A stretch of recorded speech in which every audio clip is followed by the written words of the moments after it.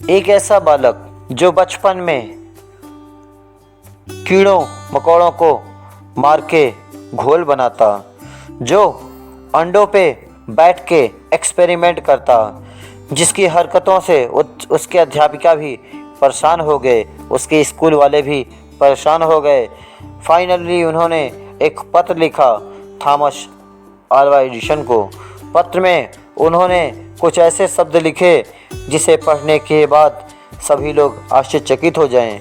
Thomas Alva Edison को वो पत्र दिया गया और उसके अध्यापिका ने कहा, यह पत्र अपनी माँ को देकर कहना कि अध्यापिका ने कहा है अब तुम्हें स्कूल आने की आवश्यकता नहीं है, पढ़ाई करने की आवश्यकता नहीं है।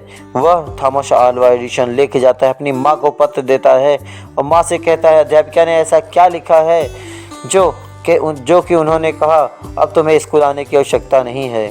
तब उसकी माँ पत्र को खोलती हैं और कहती हैं, इसमें तुम्हारी अध्यापिका ने लिखा है मैं तुम्हारे पुत्र को पढ़ाने में असमर्थ हूँ।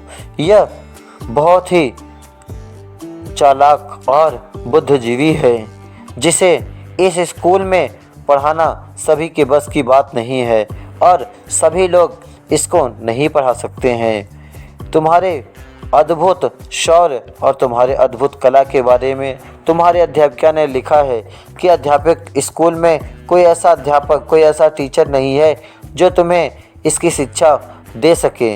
इस तरीके से उनकी माँ ने उन्हें समझाया।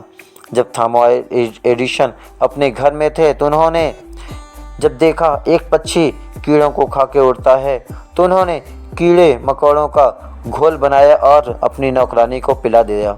नौकरानी के पीने पर वह क्या हुआ, बीमार हो गई। फिर उन्होंने देखा एक मुर्गी अंडों पे बैठ के बच्चे देती है तो वो क्या किए, अंडों पे बैठ गए और अंडे तो फूट गए लेकिन बच्चे नहीं हुए। इसी तरीके से प्रयास करते करते उन्होंने 1200 बार एक्सपेरिमेंट किया और फाइनली वो जाके एक आविष्कारक बने। जो दुनिया को आज विद्युत बल्ब मिला है उन्हीं का देन है।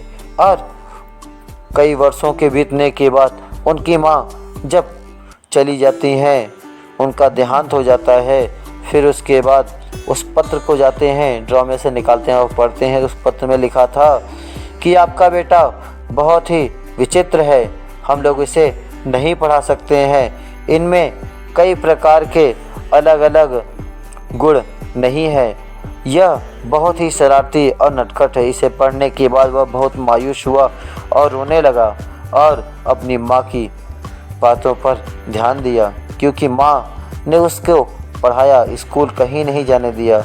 एक माँ चाहे तो अपने बेटे को बड़ा से बड़ा योद्धा बना सकती है, इसलिए आप सभी को अपनी माँ का दिल नहीं दुखाना चाहिए। जो अपनी माँ का दिल दुखाता है उसे खुदा भी माफ़ नहीं करता है।